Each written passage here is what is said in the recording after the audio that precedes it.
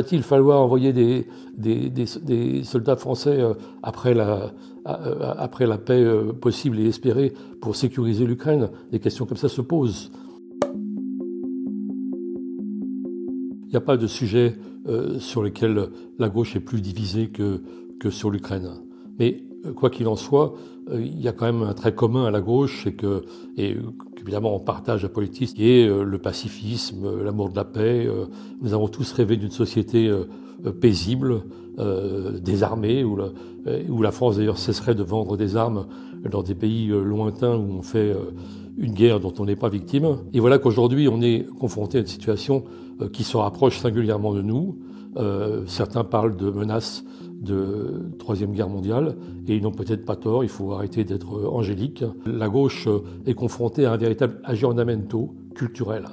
Aggiornamento ne veut pas dire mea culpa, c'est-à-dire que ce qu'on a dit il y a quelques années, le démantèlement nécessaire de l'OTAN, toutes ces choses-là, c'est-à-dire le désarmement, on raillait un peu le réarmement d'un porte-avions contre quel ennemi, etc.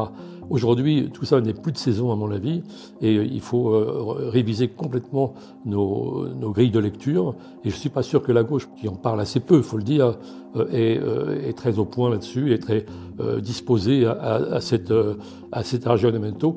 J'ai dit les gauches parce que je vois évidemment Olivier Faure et Marine Tondelier, qui parlent vraiment d'urgence de sécurité nationale, sont plus au point, en tout cas plus proche de ce que je crois nécessaire que LFI, qui est toujours un peu dans une ambiguïté par rapport à Poutine, etc., et qui revient sur les erreurs du passé. Les erreurs du passé sont réelles, mais les projeter sur aujourd'hui et regretter qu'on n'ait pas négocié plus tôt avec Poutine, ça revient à dire que ce que dit Trump aujourd'hui, en quelque sorte, c'est une forme de reddition. Va-t-il falloir envoyer des soldats français après la paix possible et espérée pour sécuriser l'Ukraine? Des questions comme ça se posent. Il est grand temps que la gauche unie, le plus unie possible, ait une voix qui soit audible sur cette question qui est quand même la plus importante aujourd'hui.